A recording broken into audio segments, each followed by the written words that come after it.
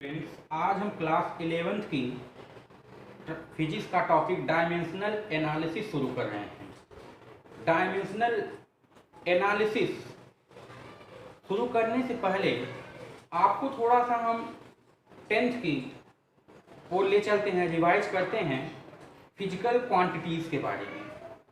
तो students, physical quantities जो होती हैं वो बेसिकली उनको डिफाइन किया गया है दो पार्ट्स में। एक को बोला जाता है फंडामेंटल क्वांटिटी और दूसरे को बोला जाता है डिराइव्ड क्वांटिटी।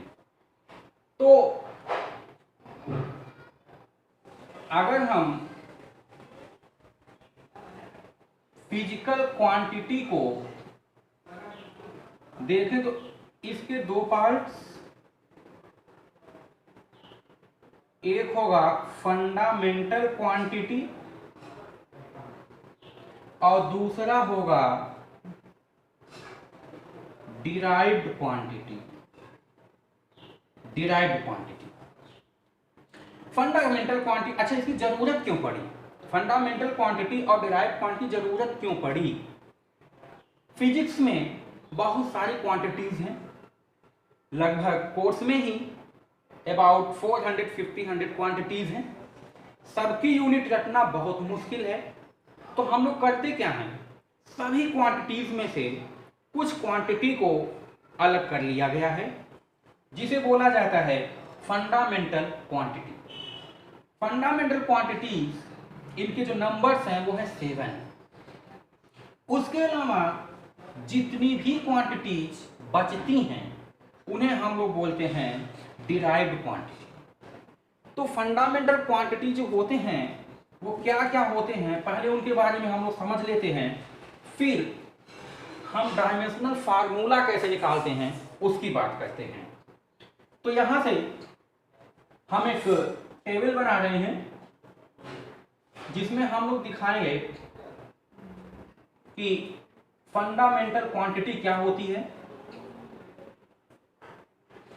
और इनके यूनिट क्या हैं और इनको कैसे हम रिप्रेजेंट करते हैं। इनका ये है डायमेंशनल फॉर्म, कैसे इनको हम रिप्रेजेंट करते हैं।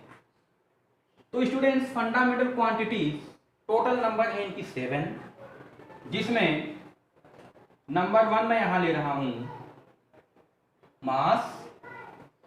यूनिट इसका होगा केजी। इसको हम डायमेंशनल फॉर्म में ऐसे रिप्रेजेंट करेंगे m और ये बड़ा वाला ब्रैकेट के। फिर होगा सेकेंड लेंथ,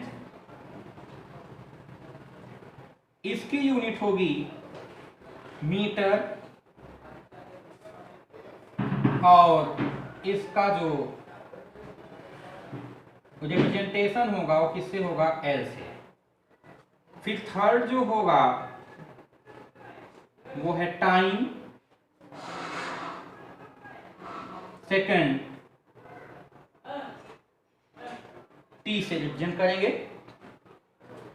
फोर्थ करंट, मतलब इलेक्ट्रिक करंट।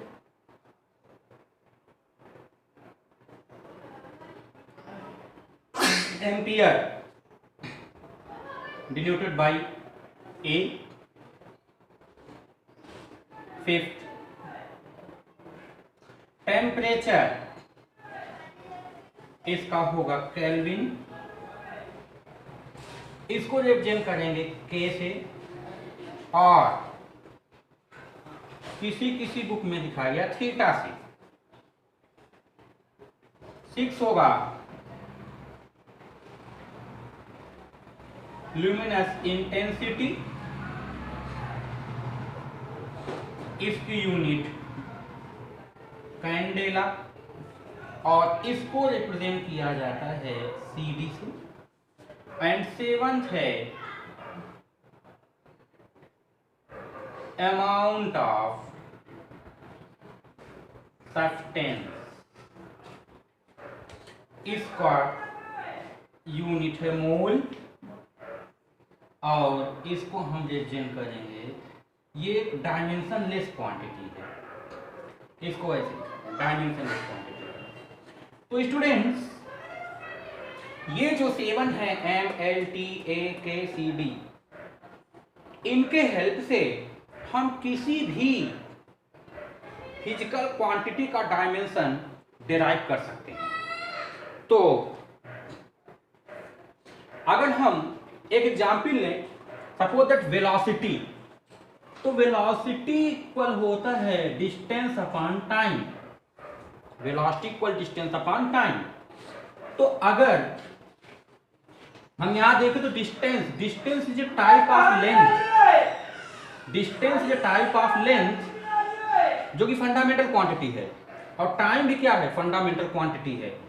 तो ये दोनों फंडामेंटल क्वांटिटी क्या शो कर रहे हैं, वेलोसिटी को। तो velocity depends on these two fundamental quantities, distance and time.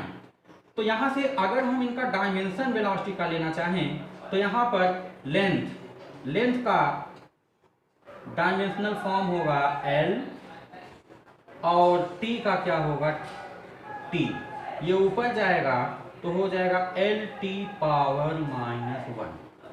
तो ये हो गया वेलोसिटी या स्पीड का डायमेंशनल फॉर्म LT पावर -1। तो ये जो वेलोसिटी है ये डिराइव क्वांटिटी में आ गई, क्योंकि ये फंडामेंटल क्वांटिटी से जनरेट हुई है। डिराइव क्वांटिटी का डिफिनीशन ही यही है, those quantities derived from the fundamental quantities is called derived quantities। तो स्टूडेंट्स, ये इंपॉर्टेंट है कि इनके हम डायमेंशनल फॉर्म को माइंड में रखें, इनके हेल्प से हम किसी भी फिजिकल क्वांटिटी का डायमेंशनल फार्मूला लिख सकते हैं। चलिए कुछ इस पे एग्जाम्पल हम लोग लेते हैं। सपोज करिए कि अगर कहा जाए कि वेलोसिटी का डायमेंशनल फार्मूला लिखिए, तो यहां से हम लेते हैं नंबर 1,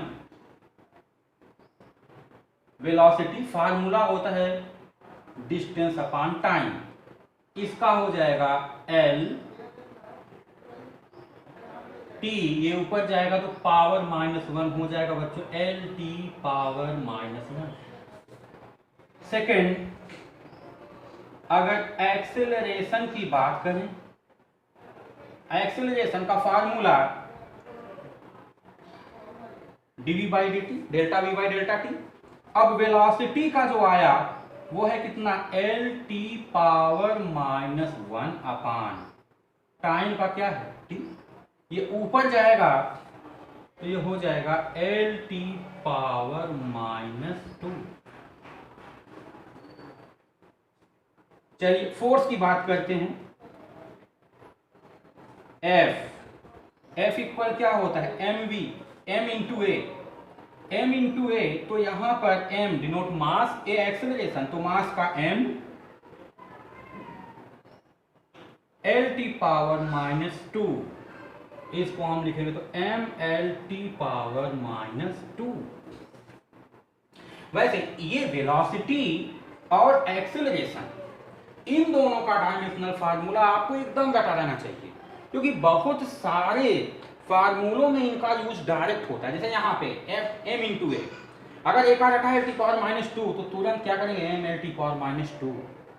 चलिए एक और एग्जाम्पल लेते हैं। मोमेंटम फार्मूला है P equal m into v। देखिए वेलोसिटी डायरेक्ट इसमें आ गया, m LT पावर -1 मिला दीजिए तो क्या हो गया, mLT पावर -1, ये वेलोसिटी का। वर्क की बात करें, W equal F into S, force into displacement, force mLT power -2 और डिस्टेंस का L, कंबाइन करेंगे इसको, m L पे पावर 2, T पे पावर -2 जी। तो कैसे हम डायमेंशनल फार्मूला क्रिएट करते हैं, ये सारे एग्जाम्पल जो दे रहे हैं बहुत इंपॉर्टेंट हैं, क्योंकि अभी जो हम न्यूमेरिकल सॉल्व करेंगे उन सब में इन्हीं की जरूरत बार बार पड़ेगी।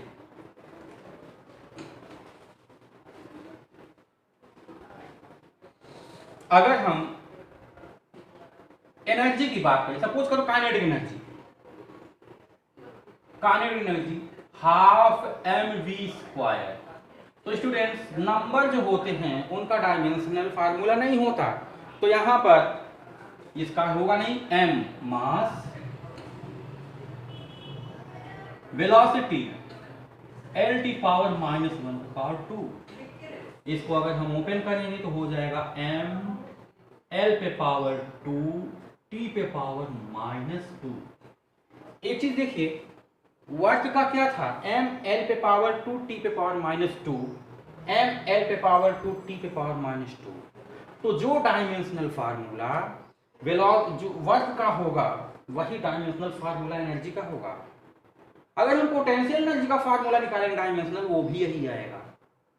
तो कुल मिलाकर अगर एनर्जी वर्ड आता है तो एनर्जी का फार्मूला, डायमेंशनल फार्मूला, चाहे जो एनर्जी हो वही आपको लिख देना है।